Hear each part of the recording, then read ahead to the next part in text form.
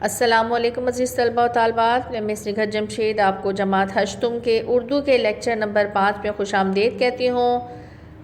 Lecture number 5 میں آج ہمارا عنوان ہے سبق نظریہ پاکستان۔ آئیے عزیز طلبہ و طالبات سبق پڑھتے اور سمجھتے ہیں۔ آئیے عزیز طلبہ و طالبات سبق کے مصنف ڈاکٹر غلام مصطفیٰ خان کے بارے میں پڑھتے اور سمجھتے ہیں۔ ڈاکٹر غلام مصطفیٰ خان کی ولادت ہوئی 1912 میں اور ان کی وفات ہوئی 2005 میں۔ ڈاکٹر غلام مصطفیٰ خان جبل پور ہندوستان میں پیدا ہوئے۔ ناظرہ قرآن گھر پر پڑھا، وہیں کے انجمن اسلامیہ ہائی اسکول میں ثانوی جماعت تک تعلیم حاصل کی۔ علی گڑھ کالج سے MA اور ناگپور یونیورسٹی سے PhD اور ڈیلیٹ کی ڈگریاں حاصل کیں۔ 1937 میں پبلک سروس کمیشن پاس کر کے king Edward college Amravati Hindustan میں اردو کے استاد مقرر ہوئے۔ اس کے بعد آپ ناگپور یونیورسٹی میں صدر شعبہ اردو مقرر کیے گئے۔ 1948 میں ہجرت کر کے پاکستان آئے۔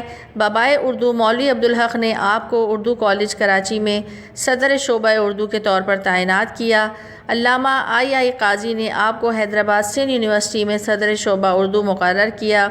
ڈاکٹر صاحب ایک بہت بڑے عالم، محقق، مصنف، ماہر لسانیات، ماہر تعلیم اور سلسلہ نقشبندیہ کے عظیم رہنما تھے۔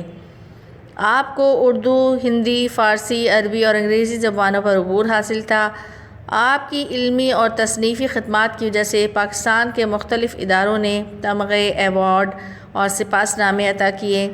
حکومت پاکستان نے اقبال اور قرآن کتاب لکھنے پر صدارتی ایوارڈ ستارہ امتیاز سے نوازا۔ آپ کی تحریر کردہ کتابیں پاکستان کی جامعات میں پڑھائی جاتی ہیں۔ مسلمانوں نے ہمیشہ رواداری کو اپنا شیوا بنایا۔ رواداری یعنی تحمل، شیوا یعنی طور طریقہ۔ لیکن جب کفر و الحاد اپنے غلبہ حاصل کرنا چاہتے تھے، کفر و الحاد یعنی دین سے پھر جانے والے لوگ، تو مسلمان اس کے مقابلے کے لیے ڈٹ کر کھڑا ہو جاتا ہے۔ بادشاہ اکبر کی بیجا رواداری اور ملکی سیاست میں ہندوؤں کے عمل دخل کی وجہ سے ملک میں کافرانہ طور طریقے اس قدر رائج ہو گئے تھے کہ مسلمانوں کی آزادی خود ان کے دینی معاملات میں بھی ختم ہو گئی تھی۔ چنانچہ اکبر کے آخری دور میں اسلام کی سربلندی کے لیے حضرت مجدد الف ثانی کھڑے ہوئے۔ آپ نے جہانگیر کے زمانے میں محض دین کی خاطر قید و بند کی سختیاں جھیلیں، یعنی قید و بند یعنی اس دور میں آپ قید بھی رہے، اور اسلامی قدروں کو نئے سروں سے فروغ دیا۔ ان کے اثر سے شاہ جہاں اور اس کے بعد اس کا بیٹا اورنگزیب دین کا خادم بنا، لیکن اورنگزیب کے بعد ہی اس کے بیٹوں کے باہمی نفاق اور کمزوری کی وجہ سے مغلیہ سلطنت کا زوال شروع ہو گیا تھا۔ مرہٹوں اور ہندوؤں کے کئی گروپ نے سر اٹھایا، انگریزوں نے اپنا قدم جمائے اور ملک میں انتشار پھیل گیا۔ لیکن ایسے گئے گزرے حالات میں بھی قوم کو فروغ دینے اور اسلام کو سربلند کرنے کے لیے میسور کے سلطان حیدر علی اور اس کے بیٹے ٹیپو سلطان نے ہندوؤں اور انگریزوں کا مقابلہ کیا، بلکہ افغانستان، ترکی اور پھر فرانس کو بھی اپنے ساتھ شامل کرنے کی کوشش کی، لیکن ملک کے دوسرے سرداروں نے ساتھ نہیں دیا اور انہیں کامیابی حاصل نہیں ہوئی۔ اس زمانے میں شاہ ولی اللہ دہلوی اور ان کے صاحبزادوں نے مسلمانوں کی اخلاقی اور معاشرتی برائیوں کو دور کرنے کی تحریک شروع کی۔ چنانچہ سن 1857 کی جنگ آزادی میں مسلمانوں نے پھر اپنے قدم جمانے کی کوشش کی، لیکن انگریزی اقتدار مستحکم ہو چکا تھا، اس لیے انہیں کامیابی حاصل نہ ہوئی۔ اس زمانے میں سر سید نے مجبوراً انگریزوں سے مفاہمت کو غنیمت جانا، یعنی سمجھوتے کو غنیمت جانا، اور ملک و قوم کی اخلاقی اور تہذیبی اصلاح پر توجہ دی اور ان کے دلوں سے احساس کمتری کو دور کرنے کی کوشش بھی کی۔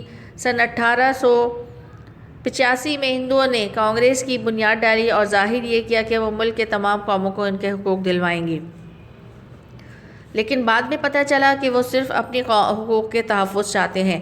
انہوں نے مسلمانوں کو ان کے کاروبار سے بھی محروم کرنے کی کوشش کی اور وہ سرکاری ملازمتوں پر بھی قابض ہو گئے۔ نیز انہوں نے مسلمانوں کی مشترکہ زبان اردو کے مقابلے میں ہندی کو قائم کر دیا۔ سر سید نے مسلمانوں کو ہندوؤں کو کی کانگریس اور ان کی سیاست سے علیحدہ کرنے کی کوشش کی۔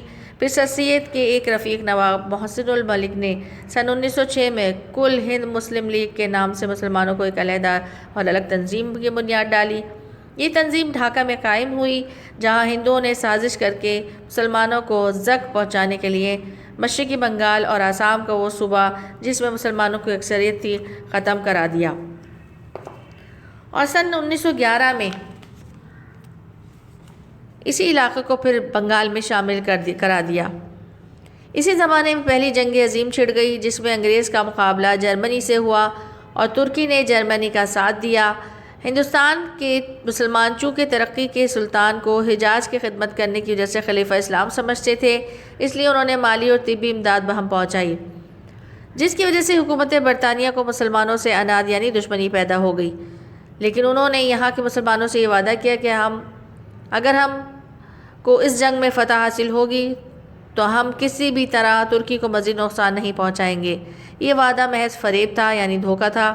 چنانچہ جب انگریزوں کو فتح حاصل ہوئی تو وہ اپنے وعدے سے پھر گئے اور انہوں نے ترکی کی وسیع سلطنت کے ٹکڑے ٹکڑے کر دیے۔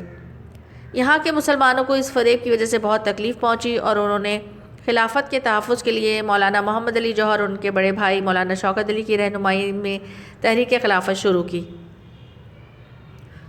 لیکن اس زمانے میں ہندوؤں نے مسلمانوں کو ہندو بنانے کے لیے شدی تحریک شروع کی اور ان کو ختم کرنے کے لیے سنگٹن تحریکہ بھی شروع کی۔ پھر سن 1928 میں کانگریس نے جو نہرو رپورٹ شائع کی اور اس میں مسلمانوں کے لیے علیحدہ نمائندگی کا اصول جو 12 سال پہلے تسلیم کر چکے تھے بالکل نظر انداز کر دیا تھا۔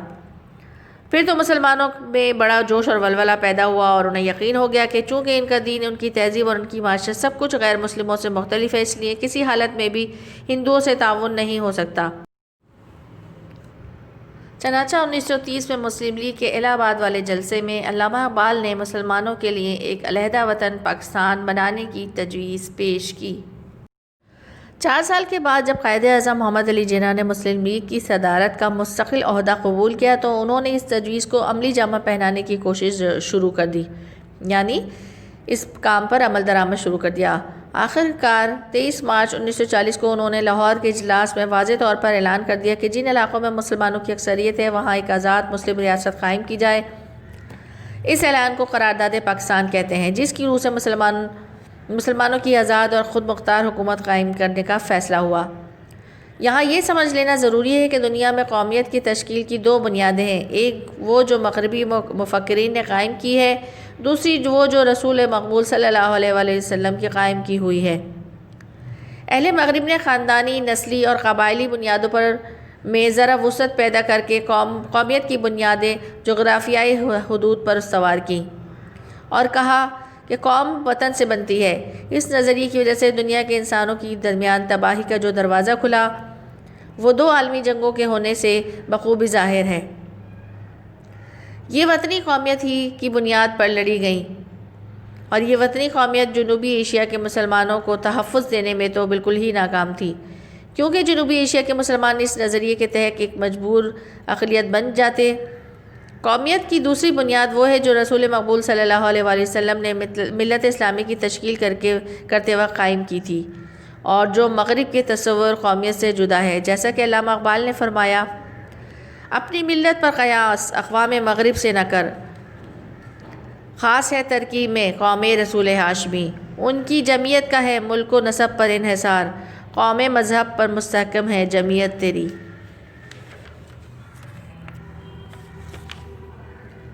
مسلمانوں کی قومیت ایک نظریاتی قومیت ہے جو لا الہ الا اللہ پر قائم ہے، یعنی یہ کہ نسل، رنگ اور وطن کی بنیاد پر نہیں بلکہ ایک نظریہ، ایک عقیدے، ایک کلمے کی بنیاد پر وجود میں آئی، اور اس نظریاتی پہلو کو نمایاں کرنے کے لیے اسے ملت کہا گیا۔